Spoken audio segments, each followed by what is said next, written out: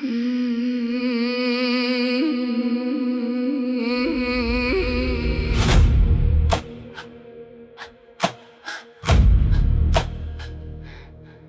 learned to fold my spirit small, like prayer hands in a burning hall.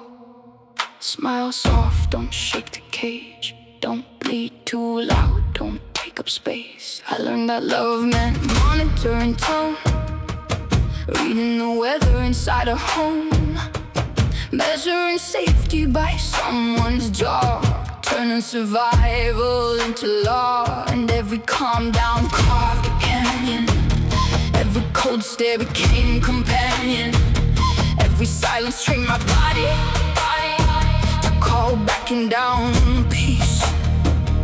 So tell me now, why does freedom feel illegal? Why does truth arrive at shame?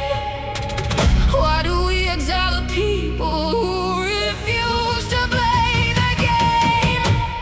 Outcast, wearing all your projections like black ash, carrying generations on my back. Every good girl stitched into my skin. Outcast, but the earth still opens when I walk past. The river doesn't ask me to collapse. The trees don't say my love is a sin.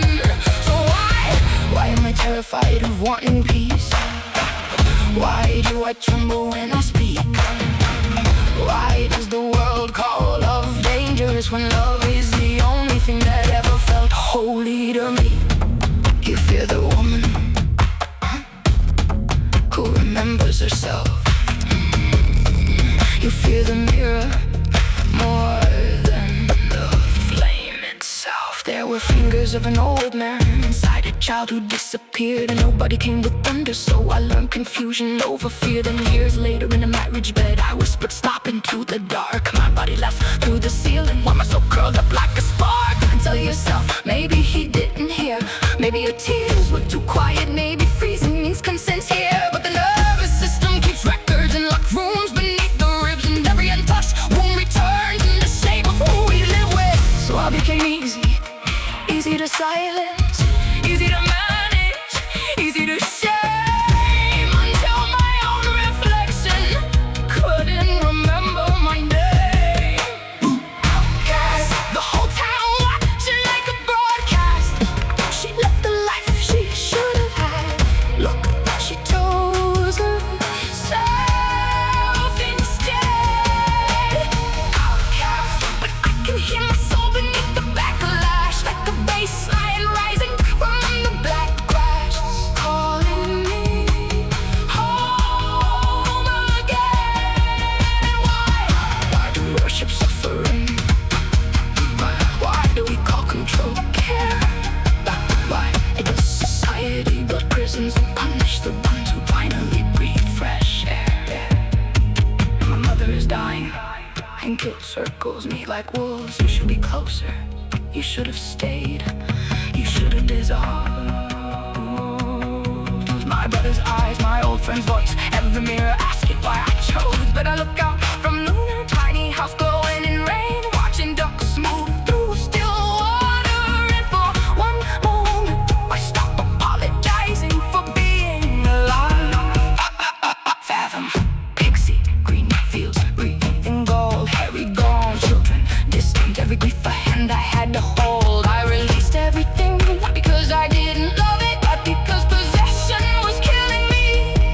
And somewhere inside surrender, life whispered, you were never meant to crawl through a world that feared your wings. The collective, you is not the villain. You are the mirror of the part of me that believed love must be earned through shrinking. The part that thought boundaries were violence, needs were selfish, truth was dangerous, and silence was maturity. But silence is how empires survive. We create separation, then build religions around repair. Create hunger, then sell salvation, yeah. Create wars, then sing about peace.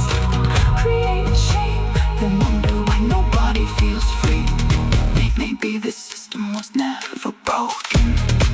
Maybe guilt was always the leash. Outcast, now wear my shadow like a crown cast. Storm pouring through every fracture in my past. No longer begging to belong.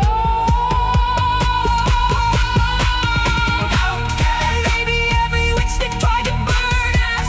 The exact same question in the dark.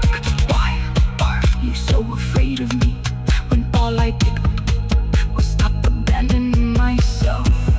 I forgive the girl who stayed too long. I forgive the woman who ran. I forgive the mother still finding her way through the ruins of every honest demand. And if there is no other, well then no separate soul to blame, then this whole life has only ever been a journey back to my true name.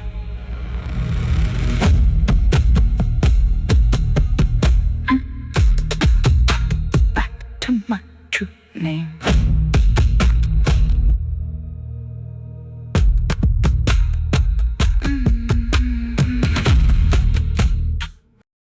This house has been the most nerve-wracking experience of my whole life, and nothing has been easy. Check this out. If I get one there, won't be able to, the house doesn't put through the gate.